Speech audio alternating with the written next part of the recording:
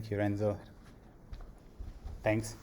So those seem like we've got a really really nice set of speakers, and I'm very happy that they all agreed to come and show you their pipelines, and then you're going to have obviously a chance someday to try it yourself on some data that we're going to make available for you guys. I'm going to introduce the speakers in a minute. I just want to give you a little bit of introduction. I'm going to try and not speak too much, which is one of my main problems. I speak too much, so I'm not sure I'll succeed, and I'm already doing it. But just a little bit about cortical depth-dependent fMRI. Obviously, if you don't know what it is, you're probably in the wrong place. But we call it cortical depth-dependent or layer-fMRI because we are lacking maybe some confidence as to which cortical depth is a layer. The terms are kind of like both used in our field.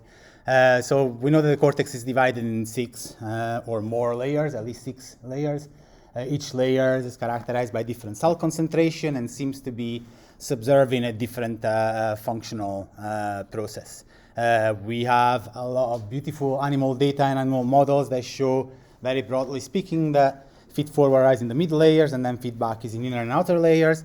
But up until as little as like 25 years ago, this was only, this mesoscale level organization was only accessible through invasive electrophysiology. So all we studied and all we know was in animals. But then with recent development in MR technology, higher field scanners, better coils, better gradients, we've been able to routinely, I'm going to say, achieve sub-millimeter fMRI resolution. And what that allows us to do is segment the cortex onto a number of cortical depths or layers, and you're going to see how we can do that. And then what we can do is go ask questions about what are the functional response profiles across the layers in different tasks, or visual stimuli or auditory stimuli or so forth. And over the years, there's been some really beautiful studies showing demonstrating not only the feasibility of layer fMRI, but also some really cool applications with some really nice neuroscience results, which can be in accordance with animal models. So layer fMRI is a growing field. Over the last few years, we've seen an exponential growth in the number of publications. We see also different demographics. People are starting to do it all around the world, and with different scanners, different field strengths, and publishing different journals. So we are really excited about this field. This is from Renzo's layer fMRI blog. You can go and look at all the demographics if you're interested. And I'll point you out towards that blog in a minute. We've had comparable, well, slightly different though, tutorial and layer course at MGH just last week. And I'm just borrowing this slide, or stealing this slide from their course, where we're basically talking about how the layer fMRI field has evolved over the last 10 to 15 years. And these are some of the main conclusions that we got in the workshop. And we know that now acquisition is not as hard anymore. Any sequence emphasis on can get the right answer. And by right answer, I'm talking about laminar functional profile. Analysis is not that hard anymore. There's lots of tools out there that can facilitate your analysis. You can develop your own tools, and we're going to see some of these over the next couple of days. However, we're not quite at the layer fMRI prep level. There's no one common pipeline that you can just click a button and expect to get your layers out. So we're not quite there yet, and I'm not sure whether we're going to get there in the short term. People are starting to know what we talk about, what we mean when we talk about layer fMRI. This is a big deal for us because that's really only happened over the last few years. If you're one of our main conferences for us are ISMRM and OHBM, and we talk about layer fMRI, they know what we're talking about. There is a layer fMRI community, and I'm going to point you out towards some of these resources where you can reach out and ask questions or interact with other people that are interested in this type of research.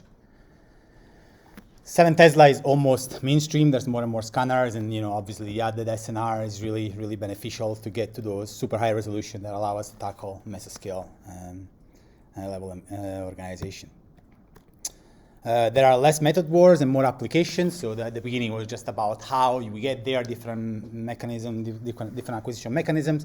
Now it's less so this way. There's more agreement on how to maybe do it, and agreement there's no one acquisition protocol that is better than the others, but very much depend on the context, and probably we're going to be talking about that a little bit over the next couple of days. And there's lots of tutorials and lots of really cool tools out there on how to perform both acquisition and analysis for layer-fMRI. As I mentioned, there is a community out there that has as an overarching theme or goal to facilitate the growth of layer-fMRI, provide an environment when people can openly discuss hot topics in a friendly, in an informal manner, share ideas, promote specific analysis pipelines that we're going to see over the next couple of days, or we're going to see today. Learn and discuss how to build an healthy scientific community and educate young scientists on how to perform and evaluate mesoscale or layer-fMRI research. Here are some of these resources that allow you to interact with research or with similar interest. Cheryl is going to be one of our speakers and one of the pioneers really in layer-fMRI. One of our papers, one of the first papers, started this movement with a Slack channel. And there's been a lot of different websites and resources online. I'm going to point you towards Renzo layer-fMRI website. It's really cool. It shows lots of beautiful data, but also ugly data and how to deal with the ugly data. There's the laminouts.com, which is one of our websites. You can sign up and join our mailing list, that we can inform you in new events. For example, we've got a virtual, what we call layer-fMRI dinner, where we host these mini conferences with 3 speakers and then with relevant topics in the field and really beautiful discussions. These are a couple of special issues, recent special issues, just ordered in chronological order. The latest one is the one that we published in 2021 in Progress in Neurobiology. That's why it's bigger, just because it's the latest one. But there's a lot of really nice work and collection of empirical as well as review papers that can really help you getting familiarized with the field. So about the goal of this hands-on tutorial, talk about stuff that is not in the paper. So obviously everyone can read papers, but there's a lot, as you all know, from different fields. It's the same in all fields. There's a lot that goes into making the paper, and we really want to show you the ugly parts. What's published is always the beautiful parts of fMRI. We're going to show you the ugly parts of layer-fMRI and how we can deal with some of the most challenging issues. And our goal is to provide enough knowledge so that you can then on day 2 tomorrow go from raw data to layer data, and you're going to be doing that yourself across different pipelines. And what we want to do is also highlight the cool features of some of the most commonly used software. So we're going to show different pipelines based on different software. Some of them are going to be a combination of those, and all software has pros and cons. And there's not one software better than others. It's just depending on what your needs are, to be honest, or what you're familiar with. Just a quick note, we're going to look at different softwares and pipeline, but this is really not a competition, as I mentioned. I don't think there's one software better than the other, one package is better than the other. There are many ways of getting things wrong, and there's not a unique way of getting things right. So it's not super easy, but with a little bit of experience, it can be fun. We enjoy it. And this is like a quote, a paraphrase, I'm going to say, of a quote from Dave Norris. As I said, we don't believe that any pipeline or software is better than the other, but they all have pros and cons. And if you do your analysis right, all pipelines should lead to comparable conclusions, or at least that is our view, and that's what we like to promote, and that's the message we like to put across. So before we start, you've been provided with a welcome package. There should be some information about temporary logins. We know that there's some issues with that. Cheryl and Renzo put some information there on the board on how you should be able to access the different servers, but I'm asking you to hold off until tomorrow morning, and we're going to use the first 10 minutes tomorrow morning to do this, to go through the process together, so we can make sure there's no hiccups there. You should all have a GitHub account. If you don't, please create one. It's very simple. Ideally, you would have also a MathWork account, and if you don't have one, we can provide some temporary username and passwords for that too, and we'll do that tomorrow. And then just want to let you know that this evening there's going to be, and tomorrow as well, there's going to be light dinner here at CMRR after the course, and we can all just like get together, socialize, talk about work and life. So about the program. So Luca Vizioli, so that's my introduction right now. And then as I said, we've got this fantastic set of speakers. We've got Yulia Lazarova from Glasgow.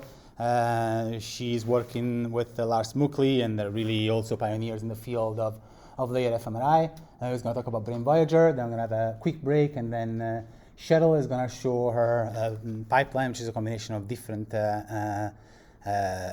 softwares to how to best optimize your layer-fMRI analysis. Cheryl is here with us at the University of Minnesota. As I mentioned, her paper from 2012 is one really the first paper that shows how we can do a layer-fMRI with some really beautiful results, and I strongly recommend reading it if you haven't looked at it yet.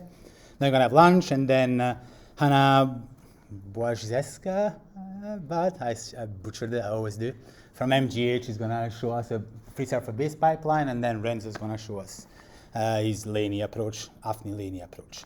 After that, we're going to have some hands-on acquisition session. We're going to show you how we do our acquisition at 7T, and then at 10.5, at 7T, we're going to get real data, and then maybe we can even analyze the data that we acquire today tomorrow. At 10.5, we're just going to show you phantoms, and we're going to show you what are the difficulties and how we try and tackle some of the challenges to get to higher and higher resolutions.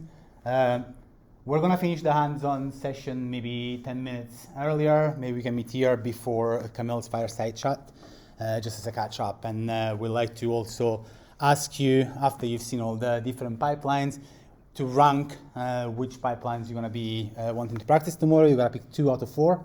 We're going to do 1 in the morning, 1 in the afternoon.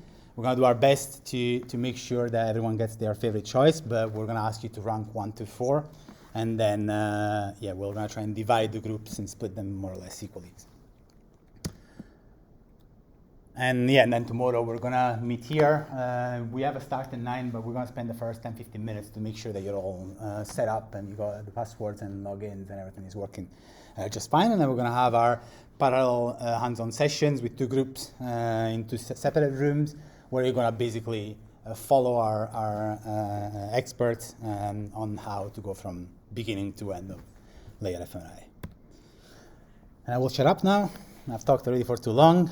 Leave the floor to Yulia, who's going to be our first talk, and she's going to show us how we can do our layer-fMRI using Brain Voyager.